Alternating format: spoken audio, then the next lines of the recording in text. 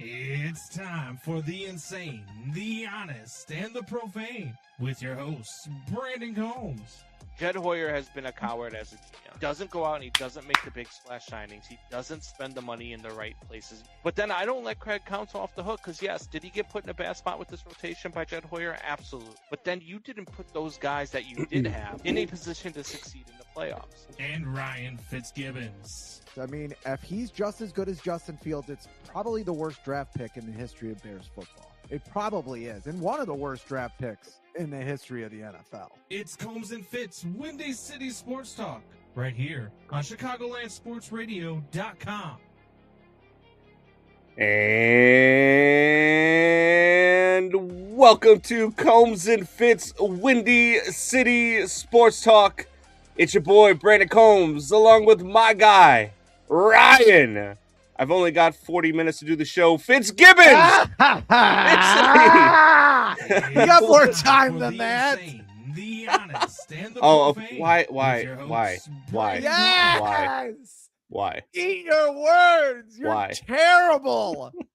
You're Rookie a terrible mistake. producer. Forgot to take the repeat off on the. I hate that they do. You should have to click the button to make it repeat, as opposed to it just automatically repeating. I know, and you have to click the button and turn it off.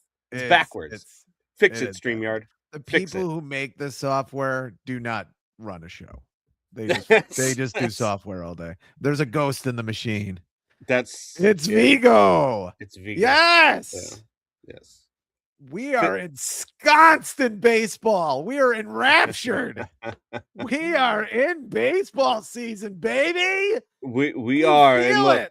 we've got good baseball on both sides of town. We've got the Bears schedule that just released. Yeah. It's been a hell of a week in Chicago sports. And look, let's start with. I mean, we got to start with the Crosstown Classic, man. And look, Cubs on Friday, laid belt to ass. Sox on Saturday, laid belt to ass. Jamison Tyon, I think, gave up more home runs than the batting practice pitcher did. So there was that. I think after the game, I heard a rumor that Munetaka Murakami went to the Cubs clubhouse and invited Jamison to the home run derby to be his pitcher. Dude, Jamison Tyon outside of Wrigley Field with the wind blowing in is just so bad. And it's been bad. But look, we're going to talk about that as well. But baseball in Chicago right now, man, is very, very good. You got the White Sox only a game out of first place. Cleveland loses today, and the White Sox find a way to beat the Cubs again. All of a sudden, the White Sox are tied for first place at the end of the day. Yeah. How excited are you? I mean, this is, like I said, this is one of the best spots to be in as a baseball fan. Baseball is so hard. Yeah. It's so hard to create a baseball team. It's the hardest thing to do, I think, in sports, is to create a good baseball team. From basically, this is the most from scratch situation in the history of baseball, because they were the worst team in the history of baseball. Yeah. So to actually make a baseball team from scratch, and this being the hardest part, is going from where they are right now, which is not a finished product. Come on, Sox fans, let's settle down. You need like 30 good players, maybe 35 to even maybe win a division. Maybe not this division, but most divisions you have to have 30 good players. They probably got 15 to 20. So let's pump the brakes a little bit, but I'll just show you a picture. This is where we were at. And to be here now, you have to be grateful. Because we had an organization. It just seems like somebody else is behind the wheel now. Like the actual smart people are making the decisions. You have to believe that with some of this many things don't go right on accident. Some things will.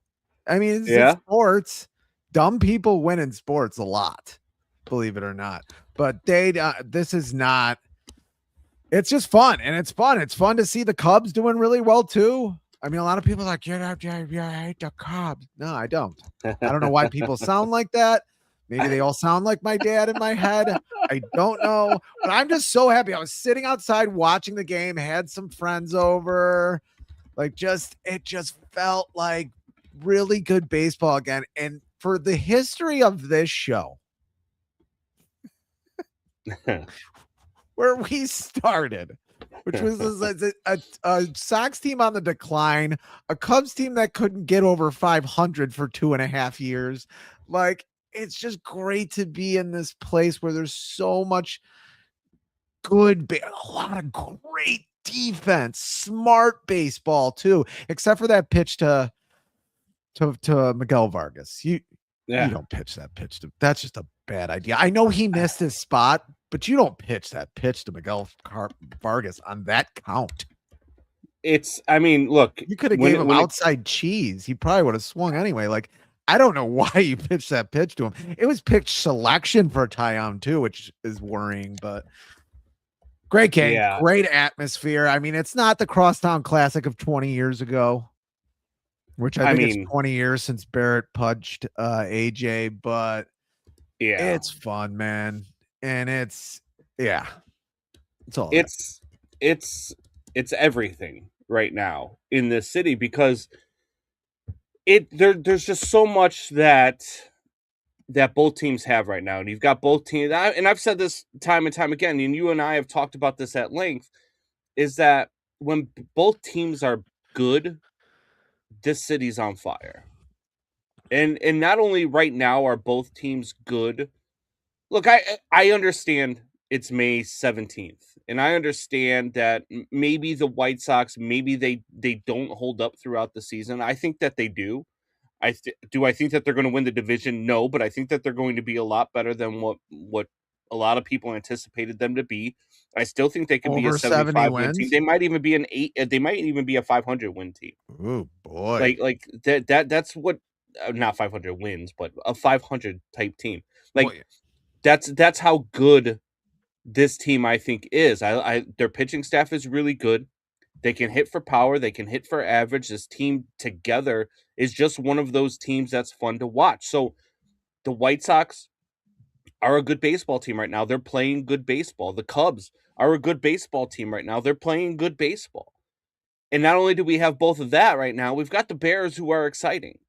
And this city right now, as it is, I mean, how many times have you been at a Cubs White Sox game where the entire crowd in unison just started chanting Green Bay sucks? Yeah, never. This never seen that. No, because when you go to Cubs Sox, it's a different atmosphere. With the fan bases don't like each other. There's always fights. There's always this and that.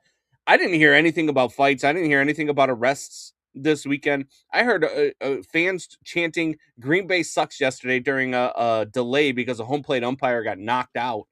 Like, this city right now is on fire. And I got to know a little tiff with Mitch Rosen about it this past week because I was in his office for a meeting. And he's like, "Hey, are you Cubs or Sox, by the way?" I said, "Well, I'm a Cubs fan, but I don't hate the White Sox." He's like, "Oh, you don't have to say the second part of that sentence." And I was like, "No, I kind of do." And he's like, "Well, I think you can, you don't have to hate the other side, but I don't think you could cheer for both." I was like, "No, I cheer for both."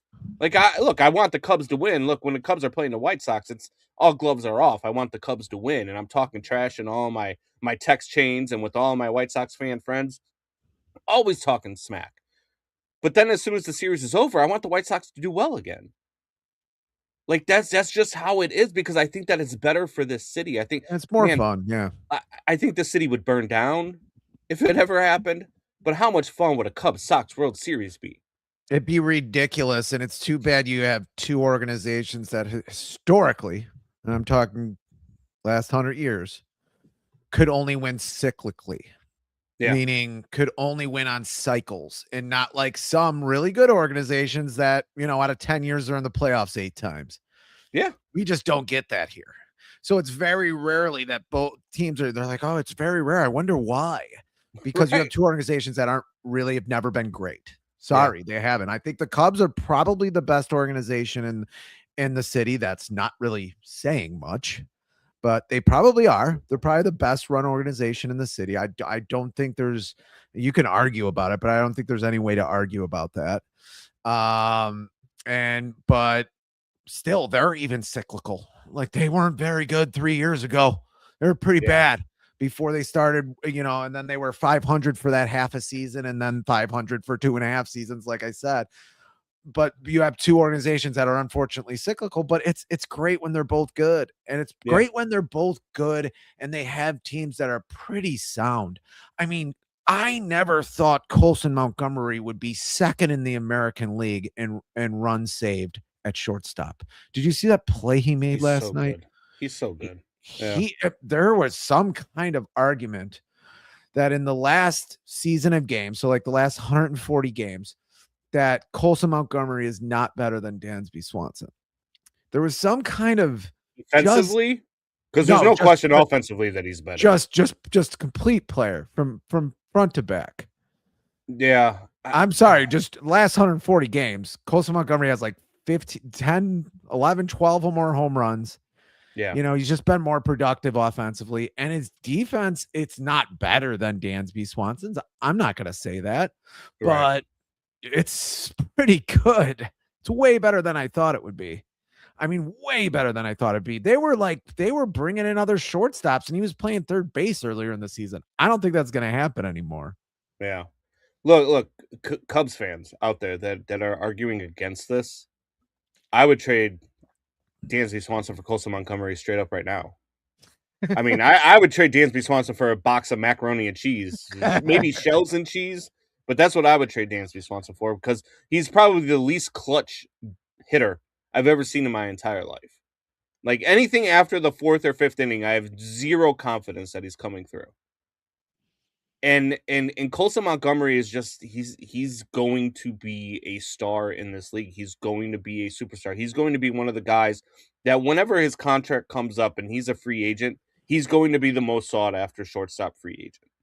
Like, he's going to start that next class. And I don't know when that's going to be. I think the Sox are going to hang on to him for a long time. We've got a whole collective bargaining agreement that we've got to go through this offseason. We're probably going to miss the full season. So there's a lot of stuff going on, but I think Colson Montgomery is going to be that dude. And for Cubs fans that don't think that Colson Montgomery is better than Dansby Swanson, I think you're out of your mind. Look, defensively, is he there yet? No. But defensively, he's not going to kill you. And offensively, he's already light years better than Dansby Swanson. 110%. That argument's not even really an argument. He's a 5-WAR player in 115 games. God, I thought 14 games. I thought he played more than that. He's a 5-WAR player. Yeah, like left-handed shortstop. I mean, come on. Yeah. So, I mean, it's just both teams. I mean, gee, man, Nico Horner, such a good second baseman. It's so fun watching that him play he made on Friday night.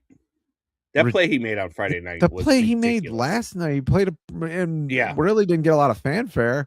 But last night too, and even Seiya Suzuki had a good play and right, even though he had the best defensive game I've seen him play since he's been a Chicago Cub. Which last night. I texted a buddy of mine but, who's a Cubs fan, and it was the second inning. I said, Seiya Suzuki's having the game of his life in the right field. It's only the second inning. If he can only play that way, and you never know. I mean, that's the one place I see the most improvement in baseball. Yeah. Is defense, is where you can really just work super hard at it and probably get better. And he's an athletic guy. There's no reason why he shouldn't be able to play a decent right field. He's never going to be a great right fielder. He's not going to be Jason Hayward out there. But if he can play a okay right field, that's a plus. Yeah, I mean it is. I mean, there's some things with this Cubs lineup I still think needs to get fixed. There's some things with this Cubs team I still need to get fixed. And look, they're in first place. This is a team that's been really good so far to start the season. When I look at and I hate when people say, "Oh, you're talking negatively about them when they're winning," and blah blah blah. Well, you have to know your strengths as much as you know your faults. And the Cubs have a hole in right field. The Cubs need a right fielder that can swing for power. And Seiya Suzuki can swing for power, don't get me wrong. But Seiya Suzuki's a DH. He's not an everyday right fielder. You can't depend on him defensively every day out in right field. He's shown that time and time again. So that's one of the holes. The other hole is Dansby Swanson. Look, I get his glove is great, but I mean, he is just such a liability. There's a reason why he's hitting ninth now in most everyday lineups that the Cubs put out, because he's just an offensive liability. And then pitching. I mean, pitching's starting to rear its ugly head. You look at Edward Cabrera. Look, the Cubs won. The offense put belt to ass on Friday night, but Edward Cabrera had a 3-run lead and then came out and couldn't throw strikes. Came out and couldn't throw strikes. Let the White Sox right back into the game. And he's your ace. He is the ace right now. And that's because Cade Horton went down to injury. And look, the Cubs have to make a move. I don't know when. I hope probably sometime in June they're going to make a move for some pitching. They might wait till the deadline because that's just what Jed does. And if you're trying to get something earlier, you're going to have to overpay. I do understand that. That's how the market works. That's how baseball trades work. If you're trying to get a pitcher in June before a team is really legitimately out of it, you're not going to get them. I mean, look, on May 17th, everybody's still got a chance. I mean, yes, the White Sox are playing good ball right now, but they're a game out of first place. Nobody expected that. The Oakland A's, well, the homeless A's are in first place in the AL West. They lead that division by like 2 games. Like, they're homeless. I hope for baseball. Well, that organization deserves it, not the players or the Oakland fans. I hope for the league. The greatest thing for me this year, if the Cubs aren't going to the World Series, the greatest thing that could happen for me this year is that the A's are in the World Series, and the World Series has to take place in a minor league ballpark. Yes. That would be the greatest thing to happen to the league. The ownership of baseball deserves that. The ownership of sports deserves that. The way they treat fans and the way they move Dallas, the Cowboys to Arlington, and we've already talked about it. Kansas City Chiefs, they want to move the Bears out of Chicago because they can't get a deal done that's favorable to them, even though part of that is on Chicago itself too. But I mean, we've already gone through this. But Chicago. What? The majority of that's on Chicago. Yeah, I mean, there's a lot of it on Chicago. I'm not going to say it isn't, but it's also on the Bears too. I mean, just build a better stadium the first time. I think you're okay. After that, I mean, you could have done that. Don't put a spaceship on top of a historic site. Yes. Yeah. But yeah, and Megan TV says David Martin is awesome. Yeah. Yeah. He is. I don't know how sustainable that is. I will tell you what he reminds me of, and I'm not comparing him to this pitcher. I still hate Bregman, though. I think Bregman will hit better. I don't know why she hates Bregman. Why does she hate Bregman? Because he's an Astro? Yeah. Is it the Astro scandal? Yeah. And we don't like the Astros, really. I mean, the Astros were kind of the Pistons for me for a little while there. Weren't there a couple of players that get a buy from that team, though? And wasn't Bregman one of them? I think yes, because he's still been good afterwards. No. He's a solid baseball player too. And he's talk about another great play, third base. Yeah. At third base. I mean, God, the Travis Peters in center last night too. I mean, just a well played series. Yeah. Anyway, and Davis Martin's been great. And I'll tell you I'm not saying he's this guy. Okay, I'm going to say that again. I'm not saying he's this guy. And he doesn't really pitch like him either. He doesn't have a windup like him, but he has great breaking stuff. He throws a lot of strikes. He doesn't have overpowering stuff, but he does have enough strikeouts to be called at least somewhat of a striking out pitcher. He had 7 strikeouts last night with 0 walks. That means he has 59 strikeouts and 10 walks. And his breaking stuff just reminds me of Greg Maddox's breaking stuff, man. Just how it moves all over the place and just how he's able to do that. He's not as smart as Greg Maddux. He's not a future Hall of Famer. That's not happening. Greg Maddux had much better stuff, but I mean, that stuff's working, man. And it's dancing all over the place. Oh my God. See, Doubting Thomas, I said, don't freak out. And he's the guy from Cobra Kai. You are the bad guy in many, many 80s movies, Doubting Thomas, for this show too. Yeah. So shut up. I'm just saying he has that feel, and I don't think he's not going to have a 160 ERA. I don't think that's going to happen all season. but I think he's going to have a good year, and I think he's going to be a pretty good pitcher. He's already had his Tommy John surgery. Yeah. So, I mean, I don't think I don't think he'll ever be a 1 or a 2. I mean, he'll be a pretty solid 3 to an okay 2. I don't know what you saw last night. I thought he was pretty good. I thought he was fantastic last night. My focus was more on Jameson Taillon, just because, obviously I'm a Cubs fan and I was irritated and I was aggravated. But Davis Martin did his thing. Look, I think that the White Sox pitching staff as a whole is good. I mean, look, you've got a lot of Noah Schultz has been tremendous. Davis Martin has been tremendous. And you're getting guys like Eric Fetty to step up again. Look, sometimes Eric Fetty can still be Eric Fetty. He's going to have those games, right? Like he might have it's a lot like what you see with Jameson Taillon, right? There are times where Jameson Taillon come in and shuts you down for 6 innings, and then there's a time where he gives up 5 home runs in 4 innings. It's just that's who he is. I think that the White Sox pitching staff is going to hold up. I'm a little more concerned with the White Sox bullpen than I am with the Cubs bullpen. Oh, yeah. I think that the Cubs bullpen is a lot more solid than the White Sox. But this White Sox team, I think, is going to be around in this division that let's just face it, isn't very good. It's just not. And the White Sox are going to be able to linger all year long, and 500 might win this division. Let's keep that. I mean, 81 wins could win this division. Yeah, it's probably we could have the first 500 team to win a division in this division. It's possible. We say that every year with one division or another, but I don't know about this year. And I don't know about the White Sox keeping up this pace with home runs. I mean, another thing the Cubs are better at is the Cubs hit for average, way better than the Sox.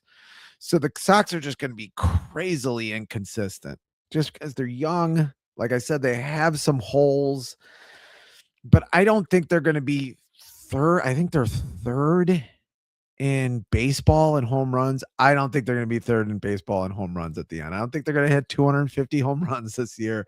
Yeah. I don't think that's going to happen. You got Hill hitting home runs, and it's crazy. You got Grichich, who they got off the freaking garbage heap, hitting 3 home runs. Like, I don't think they're gonna lead the league in home runs or be top 5 in home runs, and I think that's gonna come back to the mean a little bit.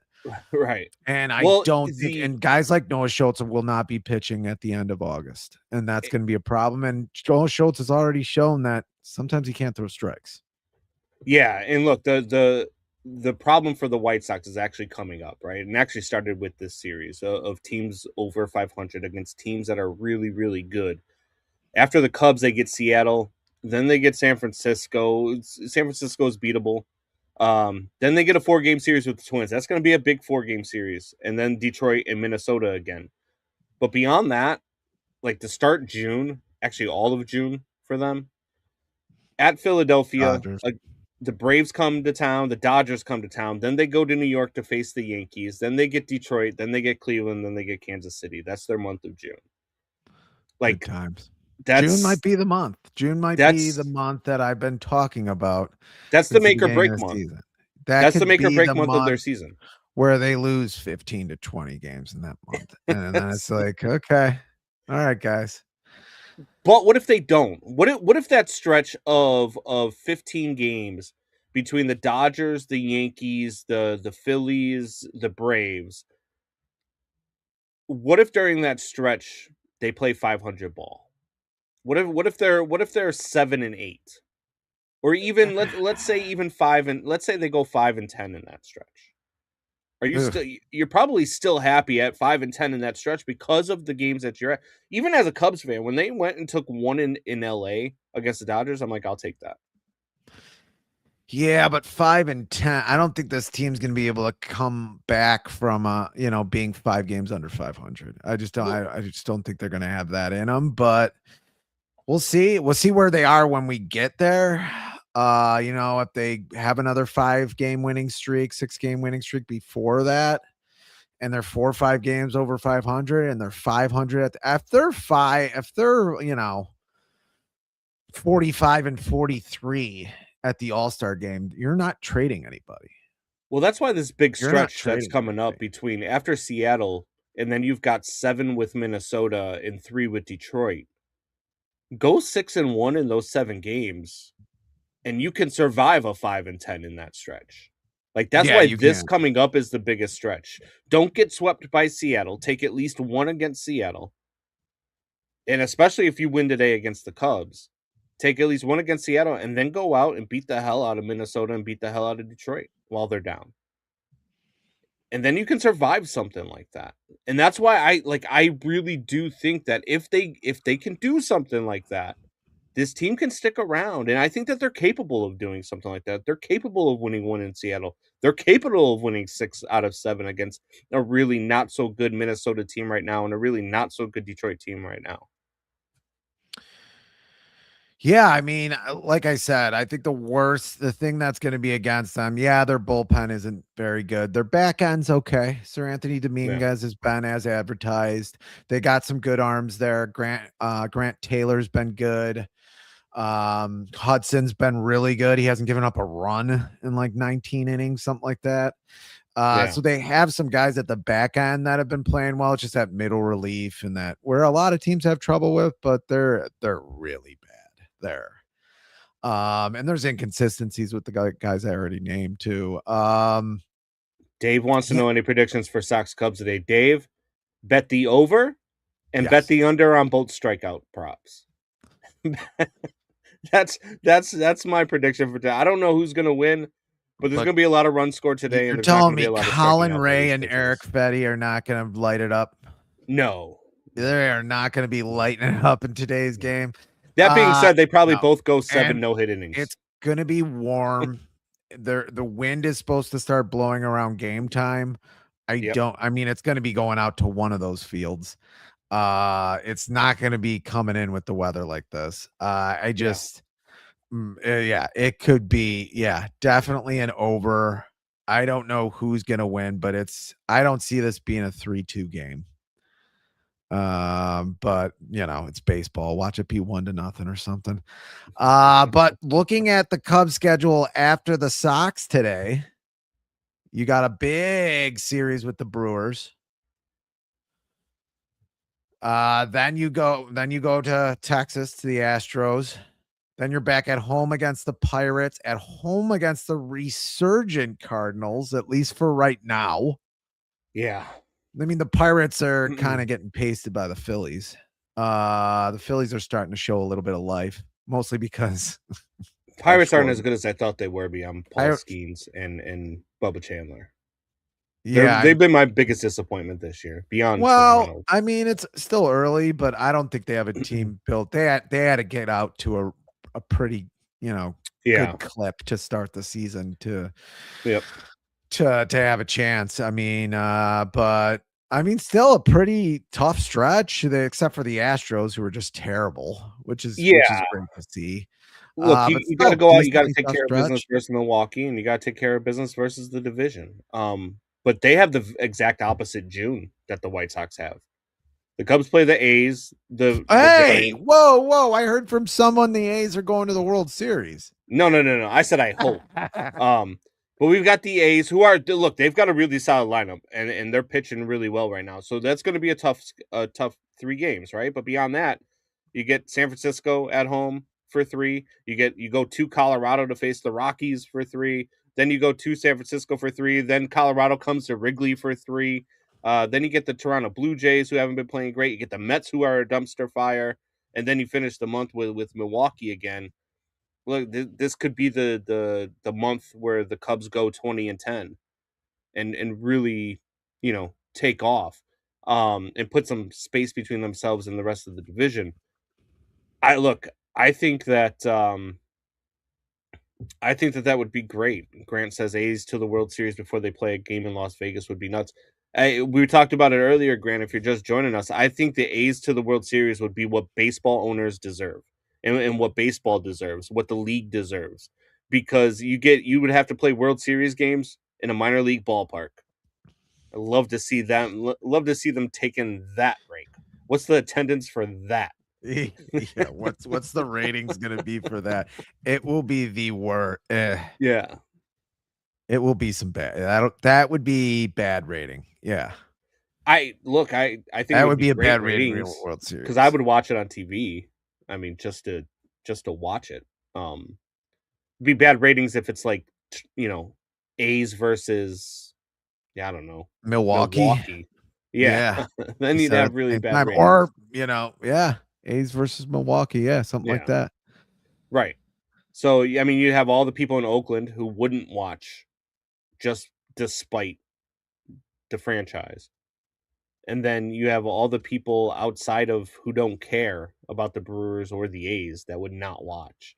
No, Grant says, could you imagine a 7-game series for Ohtani hitting bombs in that park?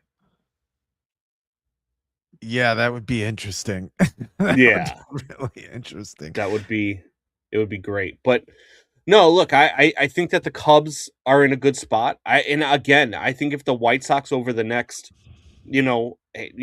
before June, over the rest of this month, the last 14 days or whatever we have of this month, if they play good ball against the Twins and the Tigers, I think that they're going to be in this thing for the long haul.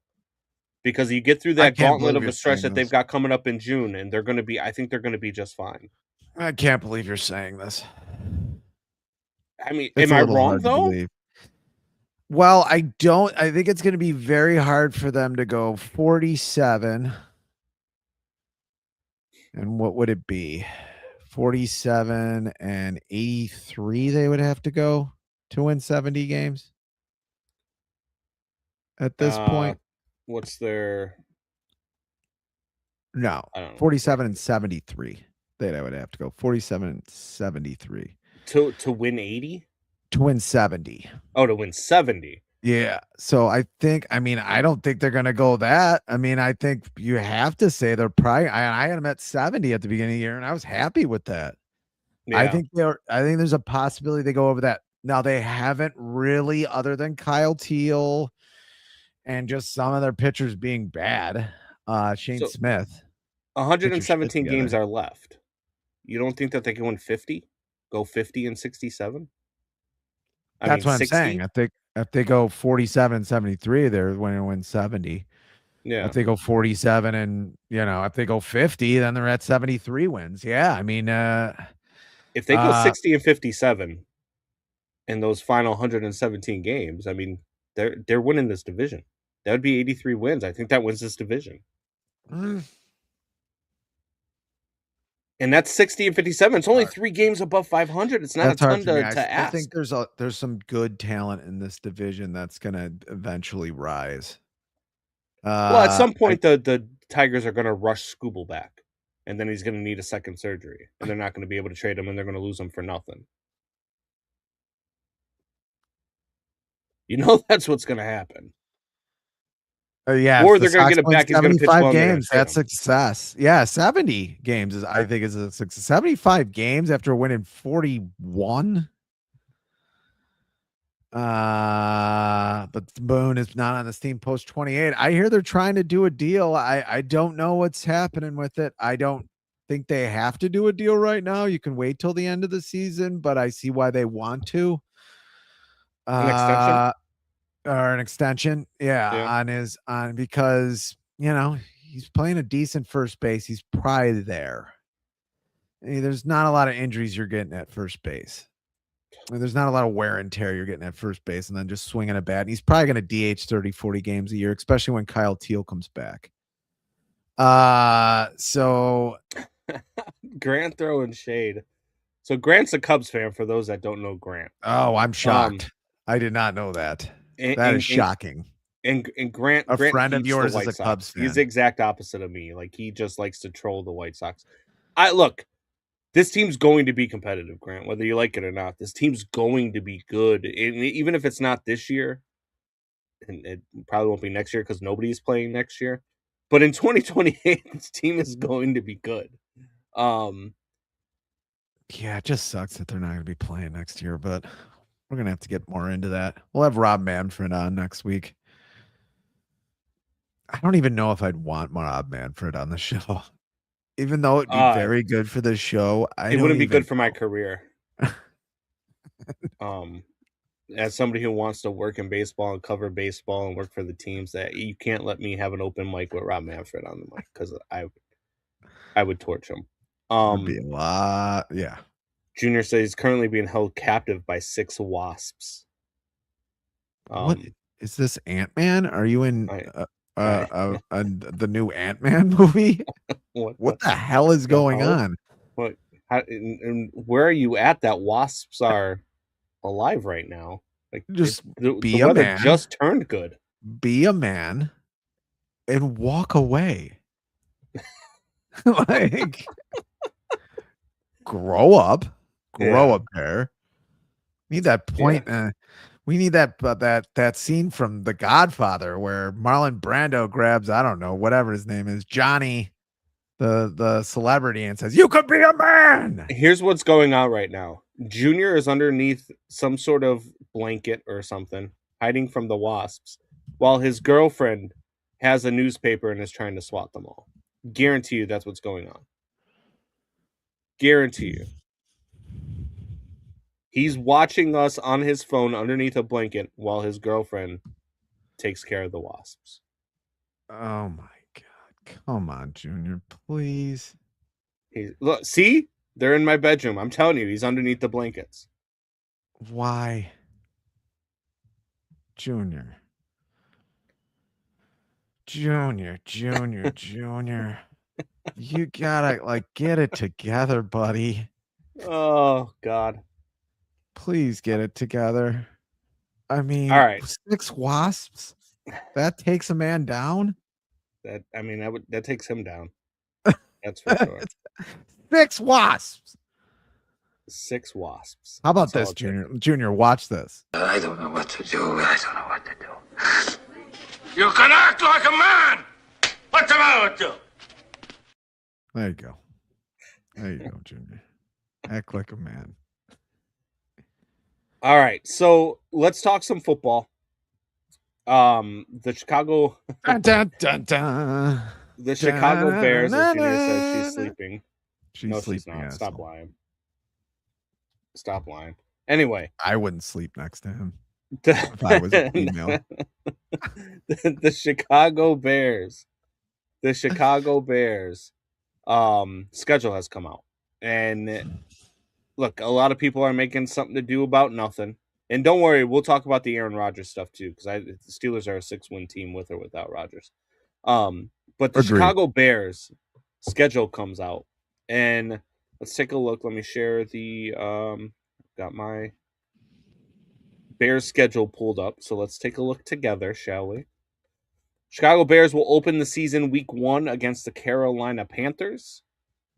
And then they get Minnesota week 2, the Philadelphia Eagles week 3, the Jets week 4, Green Bay week 5 at Green Bay, Atlanta in Atlanta week 6.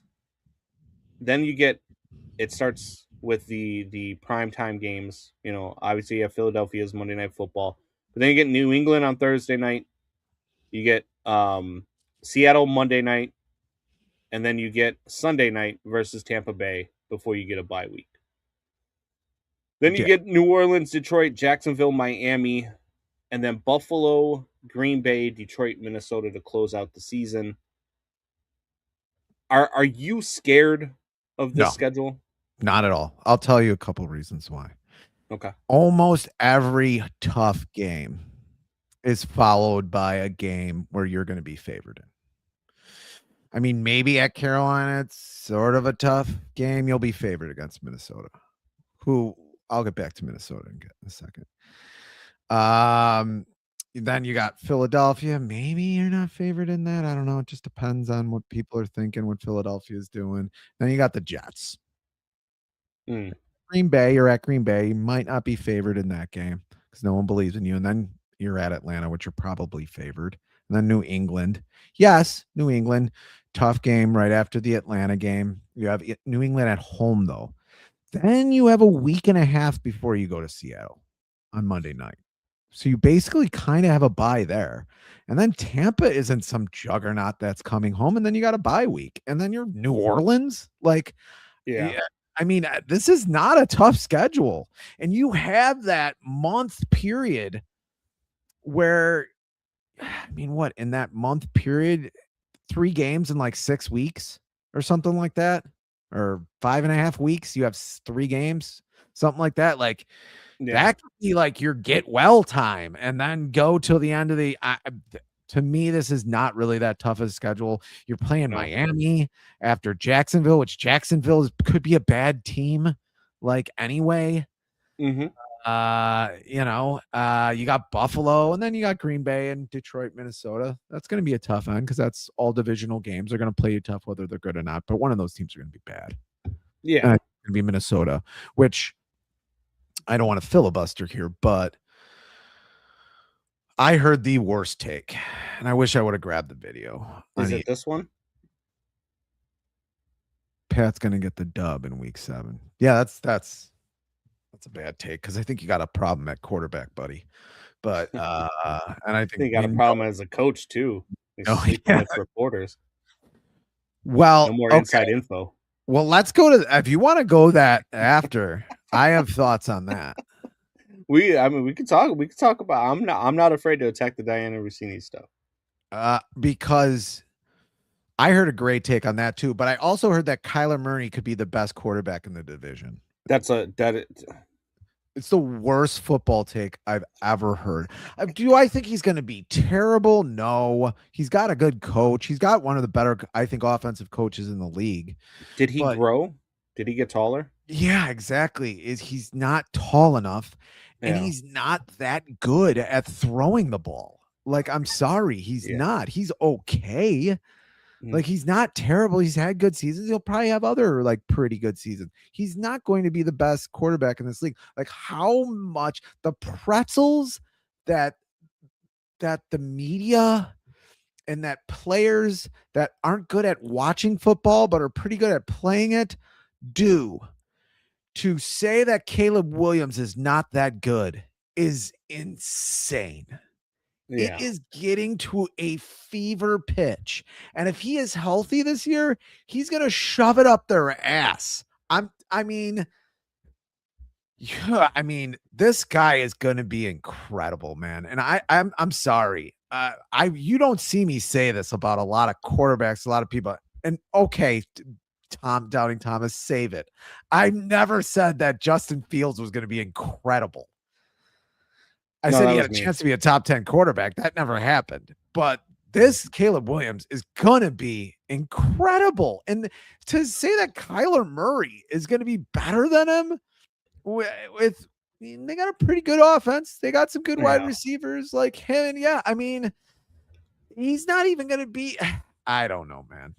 Let me tell you what happened there. What happened there was they had a show and a guy was like, "Oh, I got to take that. I can deliver and I could back up a little bit, right?" Because look, Kyler Murray, serviceable quarterback in Arizona. Kyler Murray now has one of the better offensive-minded coaches in the game, and he's a step above what JJ McCarthy is. But he runs the same style JJ McCarthy does, where he can't throw the ball, but he can run with it, and so he's a step above what JJ McCarthy is. And somebody was like, oh, now with this quarterback, I think Minnesota's got a good roster. I think Minnesota can build they can do stuff with Kyler Murray. They can do all this stuff. That's all fun and games until Kyler Murray can't throw the ball, until Kyler Murray constantly gets hit because the offensive line still can't block. That's been a problem for the Minnesota Vikings, and they did nothing to address the offensive line in the offseason. That team's still not going to be very good. Of all the teams in the NFC North, that's the one team I know for a fact is not winning this division. Yeah, and if he gets hurt, which he always gets hurt because he's running around and he's too small. Yeah, should have played. And it always happens around a Call of Duty release in November. Should have probably played baseball, Kyler. But I guess he's making a lot of money, so whatever. Yeah. Go get it. You would have been done playing by November, Kyler. Yeah.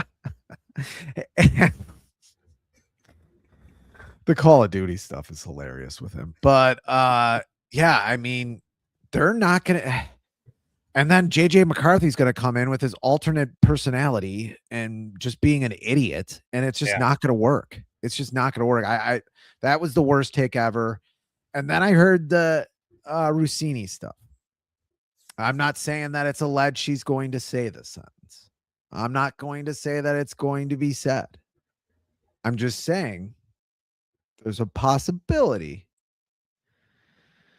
that she comes out and says, I'm in a male-dominated position and job, because there's a lot of victim blaming in this country right now, and that there was a quid pro quo going on, Clarice.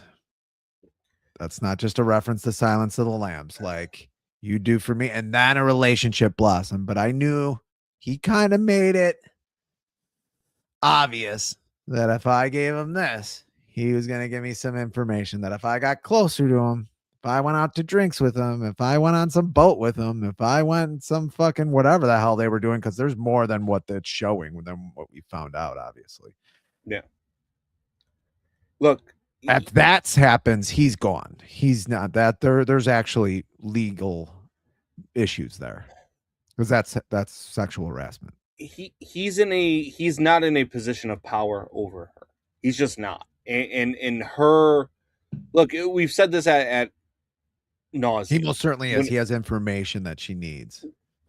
So he most certainly is, man. Information is money. Why do you think Facebook makes so much money for now? But there are Instagram, there are ways, Twitter, to go about it other than that. And there have been many of other female reporters that have done their job with integrity and with due diligence, as opposed to spreading their legs for coaches.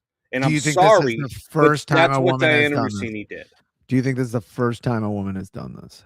I don't think it's the first time Diana Rossini has done it. Yeah, I don't think it is either. But I don't. That's what I'm saying. Like, a woman's done this. This is where I'm at with it, right? The coaches, what they did at a personal level, cheating on their spouses, and they have children involved and all that stuff, that's a different level. They're both equally wrong there. They just are. But when it comes to a professional level, this is more on Diana Rossini than it is on Mike Vrabel.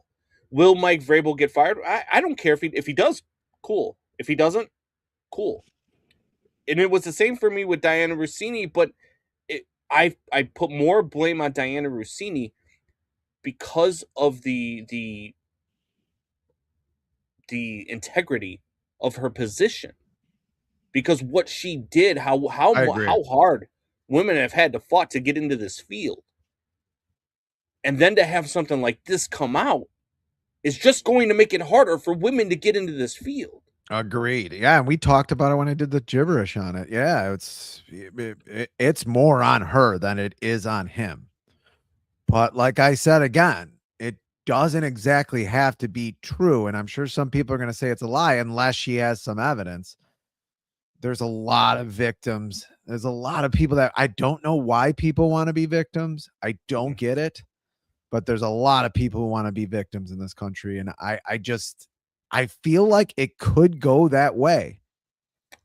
Well, there's also been a lot of stuff that has come out about this relationship that has been going on for a very long time, a suspiciously okay, I want to hear this because I haven't heard everything.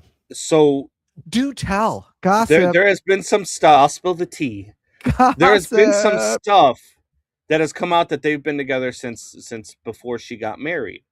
And while she was like 4 or 5 months pregnant, 6 months pregnant with her son before she got married, they had rented a boat together. And there's, all sorts of stuff come out that they, went out on this. And it was just the two of them. And what? Then I took the pictures myself. She played patty cake. Then she played patty cake? Then she had the son. Do you know what her son's name is? Oh my God. Michael. God, it's like the Arnold Schwarzenegger thing where Arnold Schwarzenegger sleeps with his maid, and then the son looks just like him. Yeah.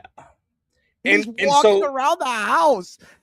And Maria Shriver isn't who's Arnold Schwarzenegger's wife isn't like, what the fuck is going on? So there's a lot of stuff to go on here, and there's a lot of stuff to look at, and to be honest with you, it looks worse for Diana Rossini than it does for Mike Vrabel, and it has nothing to do with the male versus female stuff. That I know that when your sister listens to this, she's like, "Oh God, you just hate it." No, I hate the fact that Diana Rossini did this because of what it's going to do for women after her. That's why I hate what Diana Rossini did, because there are plenty of females in this industry that are really good at what they do, and I work with a few of them. And they are supremely good at what they do. Far better than what Diana Rossini was at what she did. And they may not get the opportunity because of what Diana Rossini did. Yeah, I mean, just think of the Athletic right now. What's going on with them now, scrambling to find something. All the connections she did have, which I'm sure 80, 90, 95% of her job was real work, and all the connections that she procured over the years, all kind of gone. And the Athletic is kind of tarnished here too, which was actually a pretty good, when no one thought would be, was a pretty good business model. Oh yeah, you're going to pay to read something online? No one's going to do that. Now everybody's paying to read something online. Especially sports, and they cultivated some talent, and they put it together. This is not good for them. They've only been around, what, 8, 9 years, 10 years maybe now? Yeah. Julianne, a lot of stuff. Patriots organization forever proving they cannot escape scandal no matter what. And I can't say anything against that. Anything that gives them a little edge. I mean, that has been, and they keep getting caught too. And I'm sorry, like, you can only so many times be like, everybody does it. Everybody does it. Everybody does it to get an edge. When you get caught 4 or 5 times doing it, I don't know if everybody's doing all this shit. Yeah. I mean, I'm sure Vrabel was getting a lot of edges. Oh boy. Megan TV. I knew she was going to chime in. Doesn't he have a morality clause in his contract? He's supposed to be a leader of men. Of course, blame her. I'm not. Did I blame her? Did I not say if he loses his job, great? Like, I'm fine if he loses his job. Fire him. I don't care. I think he's a scumbag for what he did. Absolutely. Oh, I think so too. Yeah. I just don't. I don't think it's gotten there yet. A morality clause would be, God, if he like shoved her or something, it wasn't like she didn't press charges. It's conduct detrimental to the team. This isn't detrimental to the team. This is detrimental to his marriage, detrimental to his family, detrimental to his image. It's not detrimental to the team. And it's not, and it's got legs too. It's not going away. Yeah, and the players of a lot of his players have come out and support. Could be right, as it's not going away, and it keeps coming up, and more stuff keeps coming out. And if that happens, that's a distraction towards the team, and you might get fired for that. I don't see the Patriots doing that. I see the Bengals doing that. They have an owner who goes and gets rub and tugs. I know exactly. I see the Browns doing that probably. I see the Chiefs doing that. Chiefs have done that with other players and stuff, but I don't see. I see possibly the Bears doing that. Possibly. Yeah. I actually see the Bears doing that. This is my problem with like when we argue stuff like this, because we're men, right? We get looked at like, oh, we can't be. This is the WNBA thing, right? Like, oh, the WNBA players should be paid like NBA players. Oh, really? How many WNBA games have you bought tickets to, and how many WNBA jerseys do you own? Because you don't support them too. I just sat here and told you that I hate what Diana Rossini did because of what it's going to do for women after her. And what you heard was, I support him. Like, that's the problem with this when we come in. It's like the whole, when we talk about racism in sports, we can't have an opinion because we are 2 white men. Like, unless videotape or text messages come out where he's like, hey, just go out with me, I'll give you information, which that's not going to happen. But let's say if that happened, then more of the blame would then shift to him. And she's been linked to many coaches, though. That's the problem. I'm sorry. More of the blame is on her at this point. Correct. She had a responsibility in what is a male-dominated field to have certain conduct, especially the way she looks, which she is a very good-looking woman. I think she is. She's got that whole Italian thing going. I mean, she's all right. Her personality puts me off. She does have a weird voice, but yeah. I mean, she's got which a lot of those women have, it's just, I mean, at this point, just more of the blame. And that's what the gibberish was partially on. It's more of the blame. I'm sorry, has to go on her, unfortunately. But that's just the way it is. That's the way things are set up. If it was somehow the other way around, I was trying to talk about putting myself in a pretzel. I was trying to put myself in a pretzel to trying to give an equivalence, but I could not find one in sports, really.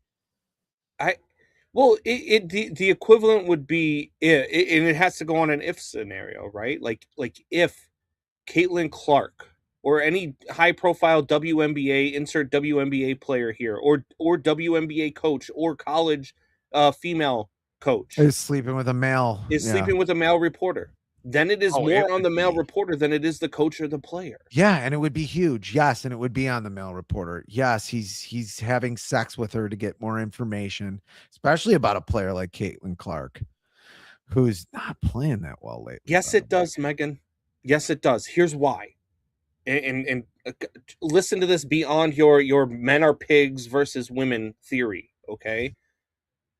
The next coach that starts to give stuff to female reporters is going to have to think twice about how he approaches that relationship, and is going to be less inclined to speak with female reporters if they are devoted to their spouse, and if they aren't pigs, and if they aren't going to be cheating. They are going to be more devout to talking to male reporters, because there can be no suspicion. There can be no, false allegations. There can be no any of this. And that's what is going to change for them. So yes, it does change the dynamic for women in this industry. It absolutely 110% does. That's why so many women have been outspoken about this within the industry, and then they get backlash because they're not supporting Diana Rossini. No, because they know what this is going to do for their future. This changes that dynamic. And if you don't understand that, then you just don't understand how this works. Because that's what this is. This is going to change how women in this industry are perceived. Yeah, no matter what. Yeah, you can't control that. And especially if it is a coach that's a pig. If it is a coach that wants to cheat, because now he's going to try to use his stuff for his gain the same way that Mike Vrabel did. And now that's not fair to the female reporter who doesn't want to go that route. And I'll say the quiet part out loud. Women are against a higher standard than men are. I'm sorry, they are. I mean, that's a totally different part to this conversation, but they are. Women are held to a different standard when it comes to sex. I'm just going to say that. Trying to be single. Your brother-in-law is trying to end his. I know. Hashtag free Mike Vrabel. Hashtag he's going to get his dick cut off.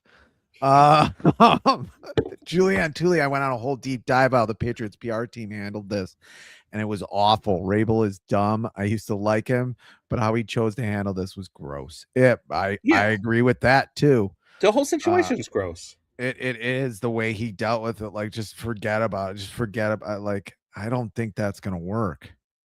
Yeah. It's hard enough for female journalists. They have to be careful about everything they do, when they call, what they wear, where they meet. This just makes it harder. And that's exactly my point. Well said, Jeremiah. I mean, honestly, well said. It's unfair, but women are different than men. I don't know, and I know Megan TV believes this, but I don't have to tell her this. But it's something I don't know why our culture has to be told this, but they are. And women and men are treated differently in different ways too. I mean, a man's in a woman's locker room and he's, you're going to call him a scumbag or whatever, or, men have, negative, get negative, a negative side too for being men, for being that gender as well. I'm not saying it evens out in the end. Maybe it doesn't. But this is just what it is. Yeah. Women are mothers. Sorry. Yep. I mean, until guys have babies, which is not going to happen. Women are just different, have different gender roles in this culture and in any culture until our biologies change, which is not going to happen. At least not now. Maybe one day, but that's just the way it is. And in that, Jeremiah has a great point. It's just going to make it harder. And we also don't know perception more than anything else. I mean, we also will the same amount get hired? Maybe not, because of that perception. We're not going to have the numbers in front of us that goes, oh, there's 10% of less female announcers are in sports. Be right after the Rossini thing. I guess we could track that, but I don't think that's going to come up. I just think you're right. I think it's just the perception is really what's going to hurt them. And to your point is that how men are treated in this situation too, is that we automatically jump to the point that Vrabel was using his information as leverage, as opposed to Diana Rossini. How do we know that? We don't know how this relationship started. How do we know that she wasn't using what Mike Vrabel wanted? Great point. That's a great point. That she was using it and not him. And in our culture, it's always, the man was using the power over her to have sex with her. And that was where I was going with the story. And you're right. That is where the culture would go first, then to the woman, because we always think women are more innocent than men, which most of the time they are. And again, they're both wrong, because men are different than women. Yes, they're both wrong in this scenario. They both are trash human beings for what they did within their marriage. And then Diana Rossini, obviously with the photo that was staged on Mother's Day where she's kissing her husband and, flaunting her wedding ring as she's kissing him. First of all, that just makes him look worse. He kind of looks like, a cuck in that situation. But for her and for Mike Vrabel, both of them, sure. Can they change? Can they be better human beings? Sure. Will they? Probably not. And that's just the reality of the situation. And in the end, the only people that get hurt are going to be future female reporters, because somebody else is going to get Mike Vrabel's job. Somebody else is going to get that job. And yes, there will be other people that get Diana Rossini's job, and it might be a female, but it's going to be harder for her than it is for the person who takes Mike Vrabel's job. It's just how it is. Yeah, I agree. Megan TV says, thanks for explaining life to me. I'm not a feminist. She's a dumb bitch. Okay. Yeah, I'm just reacting to your comments. Thanks for going through that whole comment without using the word mansplaining.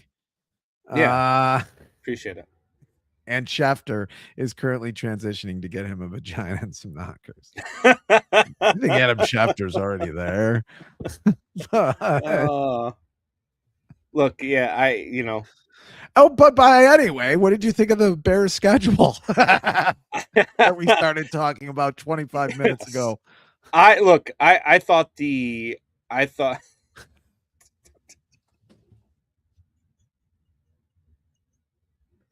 Doubting Thomas is such a dick. Such a dick. I don't know how does he go through it without your sister killing him at any given night. This could be the night. I mean, it just takes one more. I'm with you on the Bears schedule. I'm not necessarily afraid of it. I think my first initial reaction to the schedule when I look at it up and down on paper, because that's all that this schedule release is good for, is on paper. What does their schedule look like?